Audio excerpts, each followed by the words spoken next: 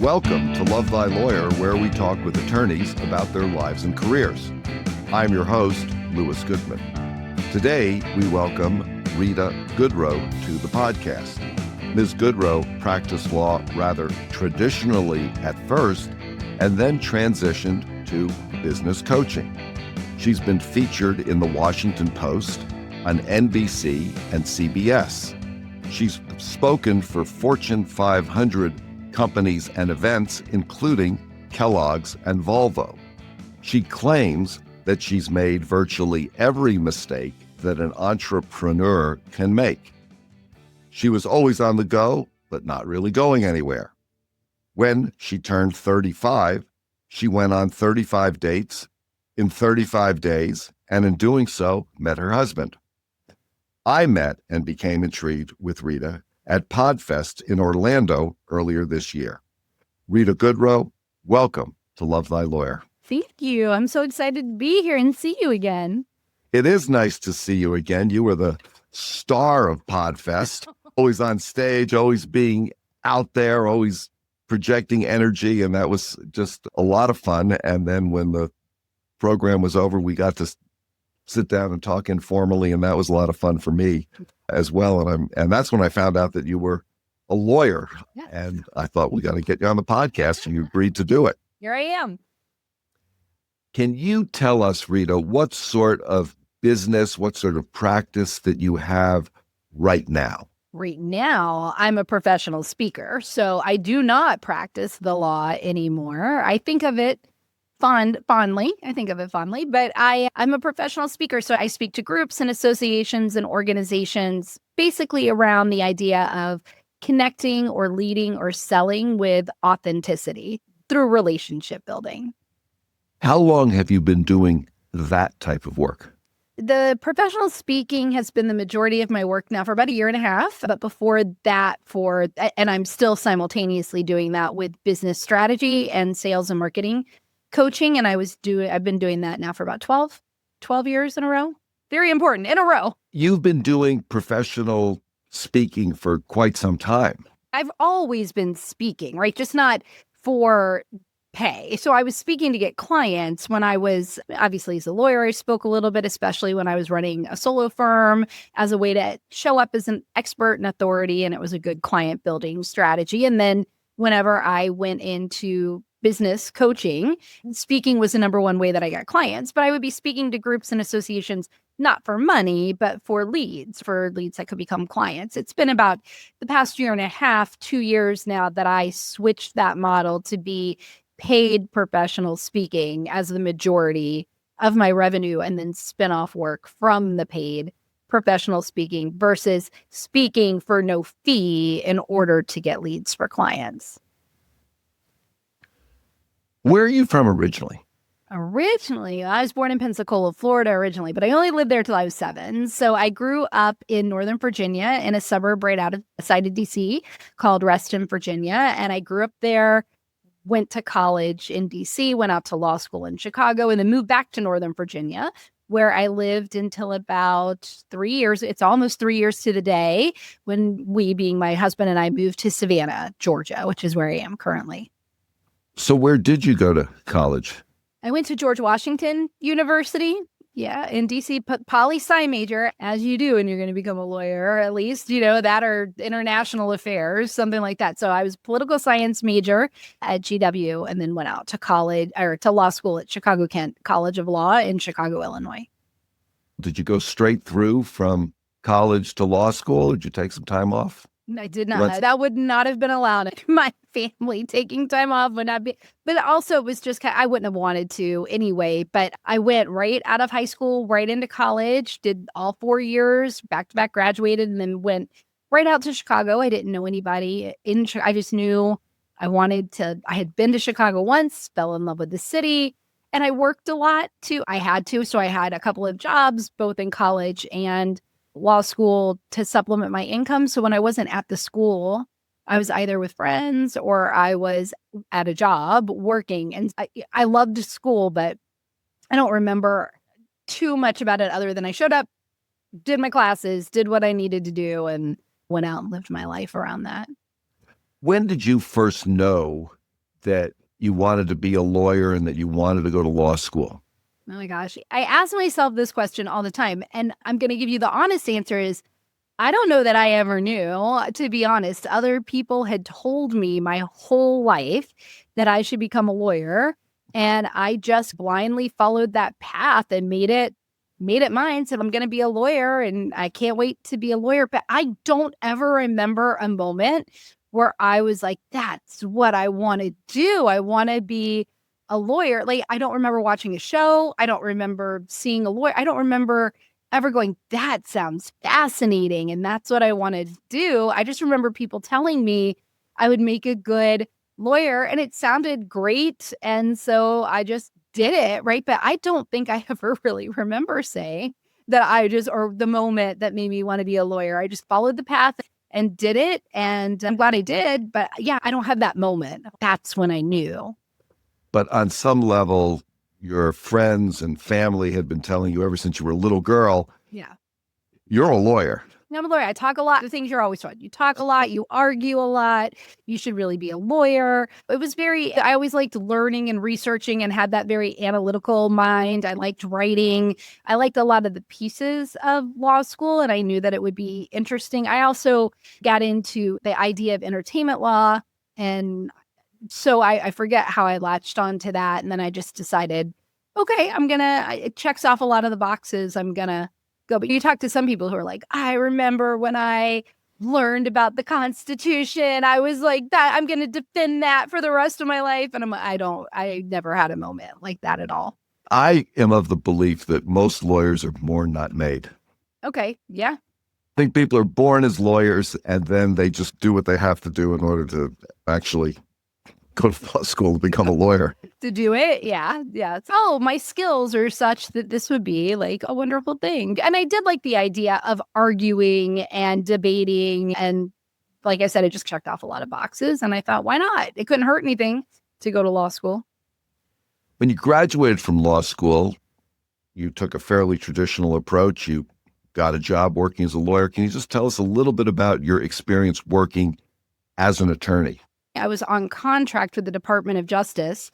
I was working for a government contracting company. I was an employee of that government company, and then got put on assignment with the Department of Justice working in the asset forfeiture division, which was an unusual first job to be in the asset for. I don't even think I knew what asset forfeiture meant when I took the job, but I learned very quickly. And that was really great because I was getting a government seat without being in the government. And then from there, I went over to the U.S. Attorney's Office, still on contract, still under the same company, and in the asset forfeiture division, and really learned a lot there. And then a firm recruited me. This firm, I was actually a legal secretary for one period a day. It was 2 hours a day in high school. I created it as a 8th period class where they gave me credit for work so that I could go and fill in these 2 hours a day that this law firm needed to be their legal secretary. And so they finally convinced me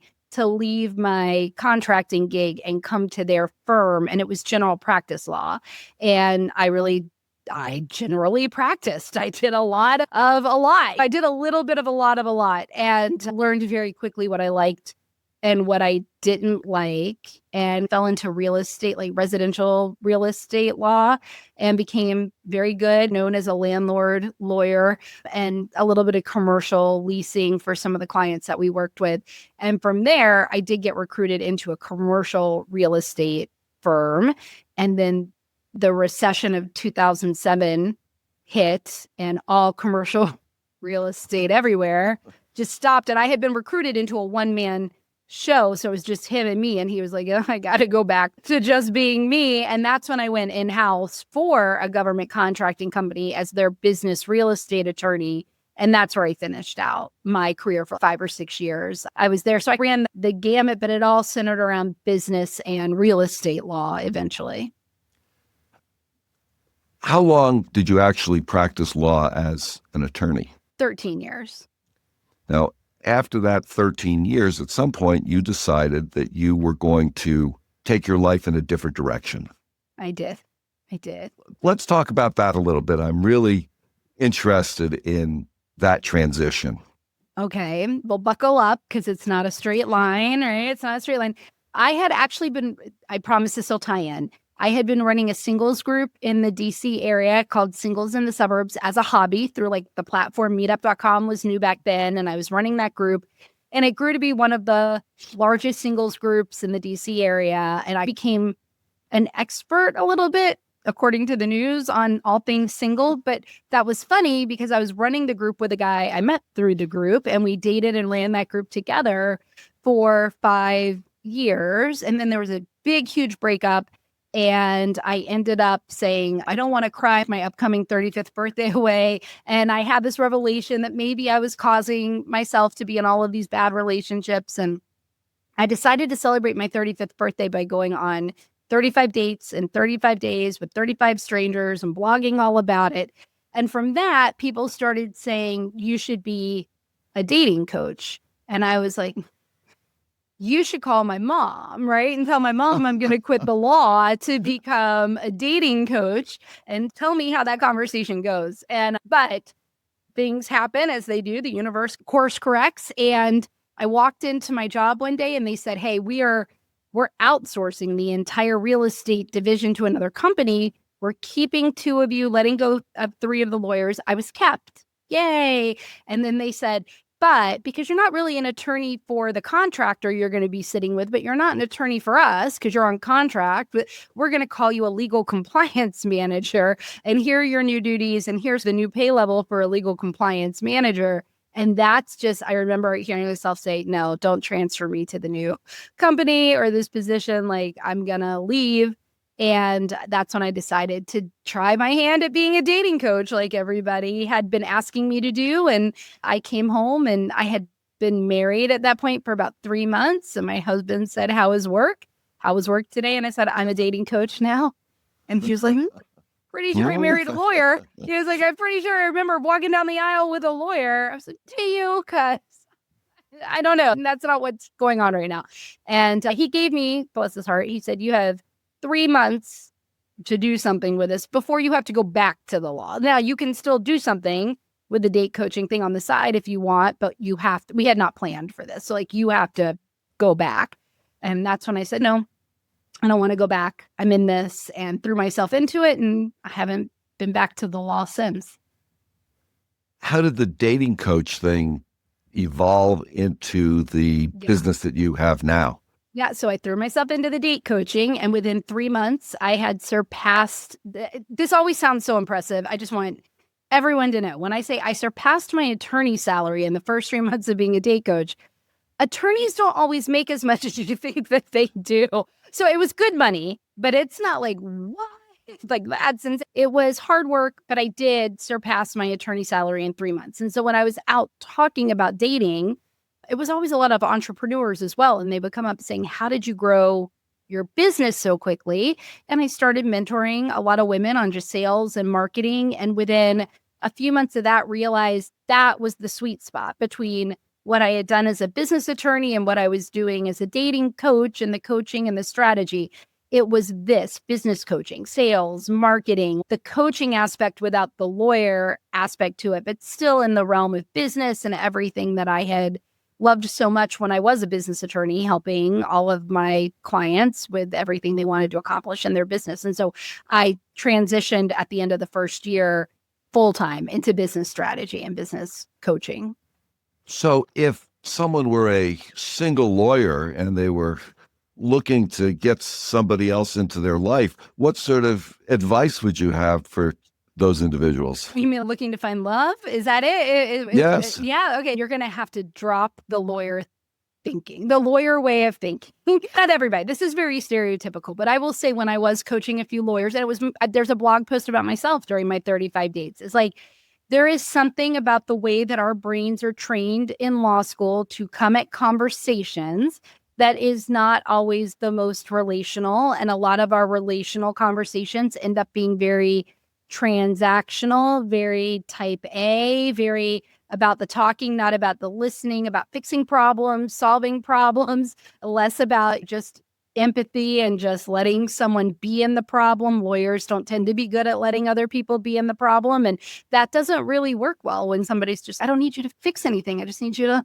just listen to me, and then don't take that next step. So I would say a lot of it is that argumentative nature or the defensive nature, or I've noticed habits that that make us a great attorney don't always make us a great partner. And then for those solo lawyers out there, meaning solo practice lawyers that are not backed behind a big firm where you're wearing 18 million different hats in your business, you have to, and it's true for a large law firm too, you have to make space for someone else in your life. You can't have your work schedules, your work life, and hope that you find someone to squeeze into the cracks. It is going to require that you make space for another person. And that could be a trade-off in what happens in your career. It doesn't have to be a big trade-off, but we do need to make decisions to prioritize love if that's what you want to prioritize. And it's okay if you don't. But I think the problem is when we think we can find love and we think we can work in our business 24/7 and get all the promotions and move and have an equal balance between the two. And that it just doesn't work like that. Now, you have some very interesting ideas about running a business and building a business.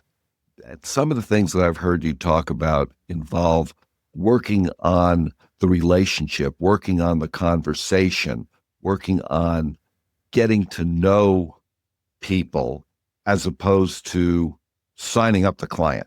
Yeah. And I listened to that on one of your podcasts, and I really related to it because I found that in my years of talking to potential clients, that it's very important, I think, to learn something about the client as a person and ask some of the same kinds of questions that you and I have been talking about, like, where are you from? Where'd you grow up? How did you happen to get into this?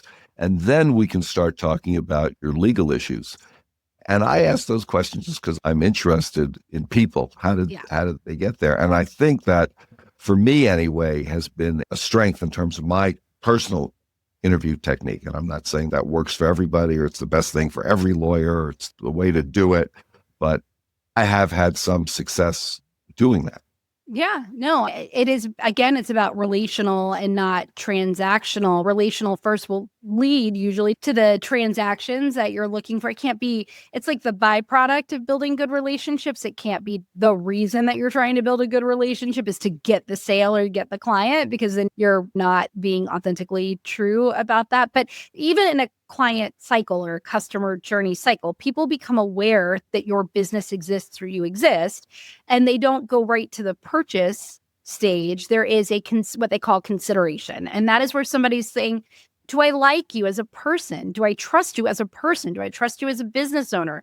Do I know that it'll be a good experience to work with you? Can I trust to give you money? Are you credible? Are you an expert? Are you an authority? And we have to give space for that organically to be found out before they have to check off those boxes before we then say, would you like to work with me? Would you like to hire me as your attorney or your coach or your yoga instructor or whatever? Would you like me to be your whatever? They have to have gone through that on some level. So it's if I just sat down next to you one day and I was like, hi, my name is Rita and I'm a business coach and you have a business. I do. Oh, how would you like to hire me as your business coach? I can help. I haven't even found out that you have a problem. I don't even know what your problem is. I haven't gotten your buy-in to have the conversation about the problem. It just takes, and then you have to prioritize the relationship first. It might mean that you're not going to become a client. It may be that I'm not the right fit for you. It may be you just say no. But you might refer somebody to me one day, or there might be some other information we exchange or it's no different than dating, to be honest. It's like, you never know where that relationship will take you. So put the relationship first. If you do that, you'll get the outcomes. It might not be immediate tit for tat or like exactly an exact exchange, but overall, when you like look top down, you'll be like, oh, I got everything I wanted. And it's because I just showed up as a human and put humanity into everything that I do. Shocking.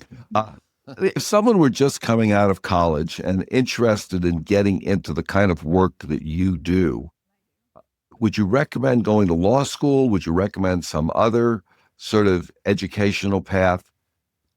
A follow-up question on that, which is, do you think that being an attorney gives you a certain amount of credibility in terms of talking to clients, that you're not just coming out and saying, oh, I'm a business coach, here's my card, but that also you're an attorney, you've had training, you went to law school, you practiced law.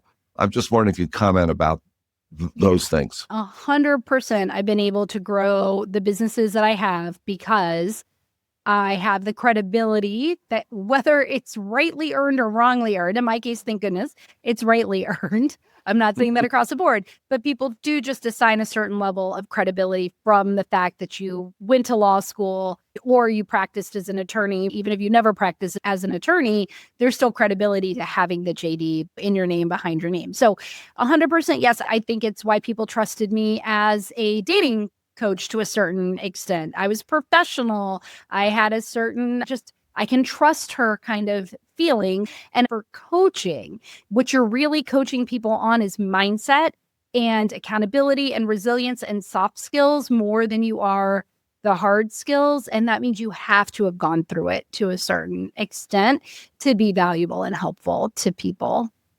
You've said, as I said in the introduction, which I picked up off of some written materials that you'd provided, that you thought that you'd made virtually every mistake that an entrepreneur could make. So what sort of mistakes do you think that entrepreneurs make?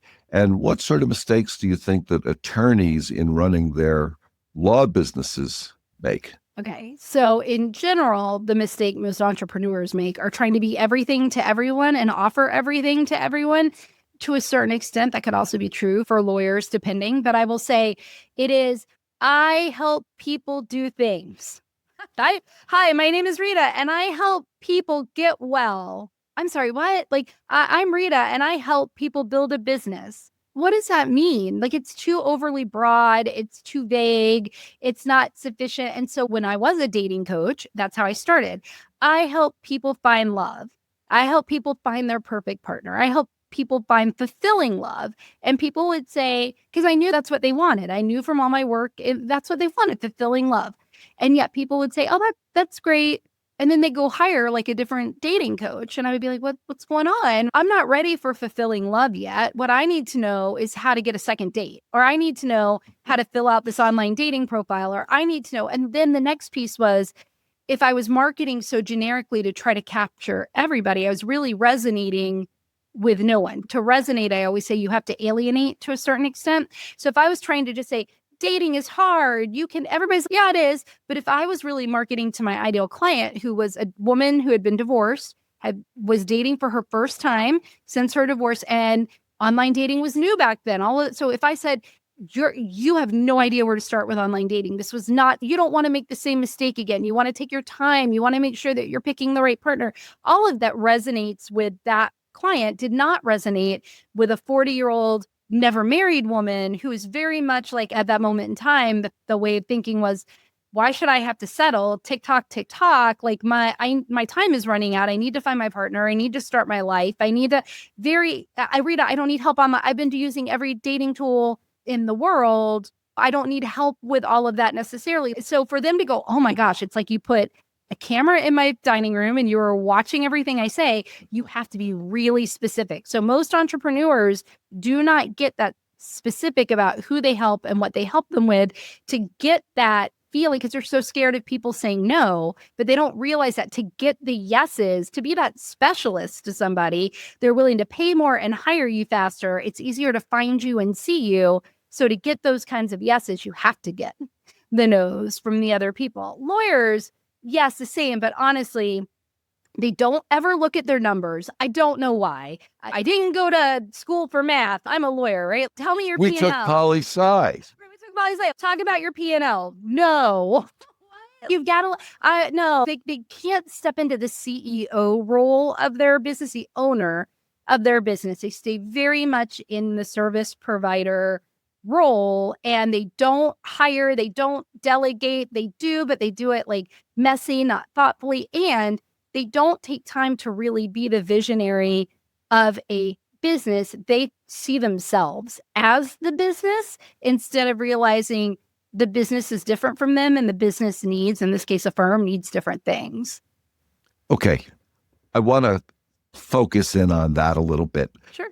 because you have talked about how even if you're just a solopreneur, solo law practitioner, that your business is not you and that you have certain fiduciary responsibilities to the business. And you also have to recognize that you have important responsibilities to yourself, to your family, and that there is this separation between yourself and your business. The line's oftentimes not that clear. Right. How do we look at that line, find that line, and then respect our own boundaries Yeah. going forward on that? Okay, so I think first it's recognizing that it's a mindset work, just to remind yourself every day, I own a business, I am not the business. I am a business owner, I am a person, and I own a business. I am not the business. And so then the question I started asking myself was, is this in the best interest of my business or not? Is this in the best interest of my business or is this in the best interest of Rita? Am I making a business decision from a personal place? And so it was those things, reminding myself, I own a business, I'm not a business. And then getting in the habit of every decision saying, am I making this from a place of what's in the best interest of my business? Or am I making this from a place of what's in the best interest for Rita? And I knew that those things sometimes aligned, most likely did not. Speaking of taking care of yourself a little bit, what sorts of things do you enjoy doing when you're trying to get your mind off of business? I'm a very social person. I like to be around people. I like to be in nature. I like to be near the water. But entrepreneur Rita would very much just work inside all day long, like nonstop. I wouldn't take a lunch break. I fell into all of those workaholic, like I got to bill every hour and forgetting I'm not in a billable hour. It's like, what am I doing? Right. But what I started doing was I created a statement saying that every single day it was, what is my to-do list? And my to-do list was those things that I needed to be the best asset for my business. So you have to build into the process what you want to be true at the end. When I'm running a successful multi-million-dollar business, what do I want to be true? What do I want to be doing? I want to be prioritizing my health, having fun, hanging out with friends, cultivating relationships. So then I have to do that every day in some way. So it becomes part of the process of reaching the goal, because otherwise it won't be true once I reach the goal. You've talked about being in love with the process. Yes. And that it's trite to say this, it's the journey, not the destination. Can you talk about that a little bit and what your experience has been and how you came to that conclusion? Yeah, and I will tie that back into a question I did not answer earlier, which was for someone coming out of law school now, that idea of setting a destination for what they want to go into or what they want to do. I do this talk for students and I say, look, think of your career roadmap as less of a straight line to an end destination that's been carved out. You might have an idea of a destination, but now we have checkpoints along the way. It's a scenic route. So focus on what the next checkpoint has to be. Maybe it's finding a mentor. Maybe it's learning a new skill. And then after you've checked off that checkpoint, think about what the next checkpoint is. Now, what'll happen, some of those checkpoints will disappear. Some of them will change. Some of them, you may still end up at the same destination. You went a scenic way, or it may open up a whole new path that you decide to walk down, and that's okay too. So yes, we need to have an idea of what we love and what we want to do and lean into, but you detach from it a little bit. And that's, to me, what loving the process is, actually detaching from the end result so that I can actually just be present and focused on what I'm doing to be the kind of person that would get the end result. And then when I do that, it feels a lot lighter, a lot easier, a lot more fun, which means less burnout. I'm more likely to do it. I'm more likely to be consistent in it. I'm more likely to show up for it. If I hate running, I'm not going out to run. Nobody can make me run. No one. I hate it. I'm not going to go out running. But if I find a type of physical activity I enjoy and I like, I'm going to do it more often. I'm going to do it more consistently. So I will see better results. It'll get me wherever it is that I want to get. Let's say you came into some real money, $3 or $4 billion. What, if anything, would you do differently in your life? first I'd just pay off some debt that I have, right? That I took on as an entrepreneur and all. Yeah, I had to do it. And maybe I didn't have to take on some of the debt that I took on, but I've got the debt. So it's, I would pay that off and not do that again. I would have the buffer where I don't have to carry bad debt, right? I'm very fortunate. I'm very blessed to be in a place of life that I'm at. But I was raised by a single mom, and what I witnessed growing up in terms of a relationship with money, well, that's another whole podcast, right? For like how that affects your relationship with money as an adult. And I will just say that like that whole situation, I was never so intentional with money. It was very reactive to money, and I would still have to hire the best therapist to work on the reactions. But there would be some truth to not needing to be as reactional about money, and I could be way more intentional about it. Let's say you had a magic wand. There was one thing in the world that you could change, in the legal world, the marketing world, the entrepreneurial world, or just the world in general. What's the one thing that you'd want to wave your magic wand at and change? Yeah, let's say in the entrepreneurial world, I would want access to startup money for every single entrepreneur who wants to be able to do it. So almost like we give paid maternity leave in certain places in certain countries, it would be wonderful if we knew someone came with a business plan and had their idea thought out and whatever, that there was some fund somewhere that said, here's 3 months of your expense, not like just $8,000 for your business. Here's your rent for 3 months. Here's your rent and your groceries for 3 months. Here, because then entrepreneurs would be able to make smart decisions for their business as opposed to the reactive kind, because they need to pay the bill. So they'll get the wrong clients, they'll discount their rates too much, and they start getting stuck in a business model they can't get out of. And I wish we would help people. We always say we want more people to start businesses and contribute to the economy, but we make it very difficult in reality for people to be able to do that. And I would start something that would allow that runway that people need to build smart businesses.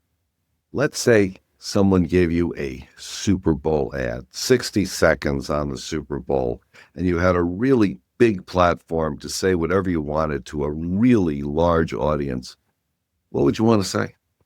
The one thing that I always say is that idea of success is who you're being. When anybody says, what message do you have? It's start showing up as the person who would have everything that you want to have. What do you want to have? A better marriage? Do you want to have more money? Do you want to have a better body? Do you want to, whatever you want to have, what kind of person do you have to be in order to get that thing?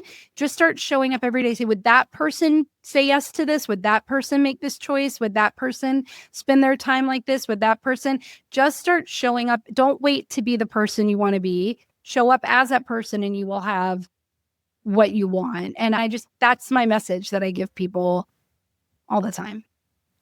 If someone wants to contact you, someone wants to get in touch with Rita Goodroe in order to get that message or any other great message about being an entrepreneur, building a business, what's the best way to get in touch with you? Yeah, you can go to my website, which is just Rita Goodroe. So it's my name, RitaGoodroe.com. And I'm luckily in the United States, I'm not kidding, I'm the only Rita Goodroe. So on all social media, I'm Rita Goodroe. So you can find, but LinkedIn is my preferred social media of choice. So find me at LinkedIn, Rita Goodroe, or go to my website, pop me an email and say hi.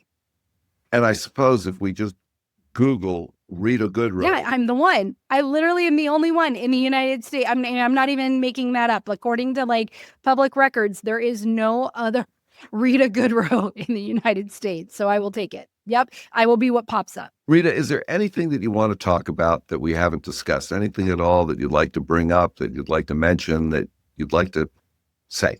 I will just say, as I'm building my speaking business, which is, I will say it's very humbling since, even though, yes, I've been speaking, and it is a very different business than what I was doing coaching. And it requires starting a brand new business, right? New relationships. And when you've reached a certain level of success in one business, it can become very difficult to feel like you're quote unquote starting over again. But I promise you, if it's something that you love, if it's something that you want to do, the right people, opportunities, and things will align if you just show up and start taking the steps, right? So what I've had to remind myself as I build this new arm of my business is stop looking for the evidence, which lawyers love to do.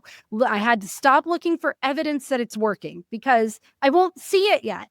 It looks like maybe yes, a little bit here and there, but overall, the evidence isn't there that this is a done deal, signed, sealed, and delivered, what I want, the way I want it.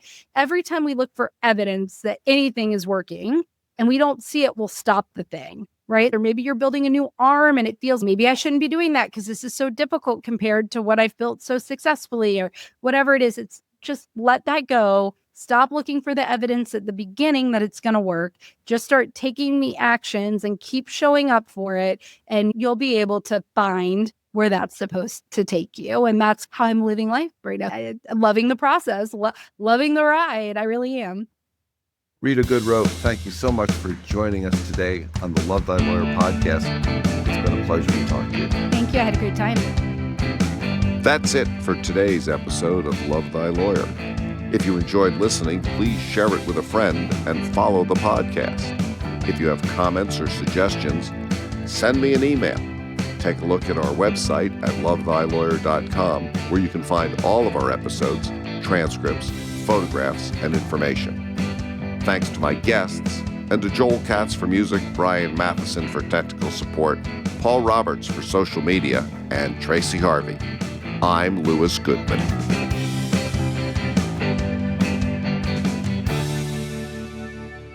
Is that it? And sometimes I was, and then does it still work? No, usually not. Okay, great.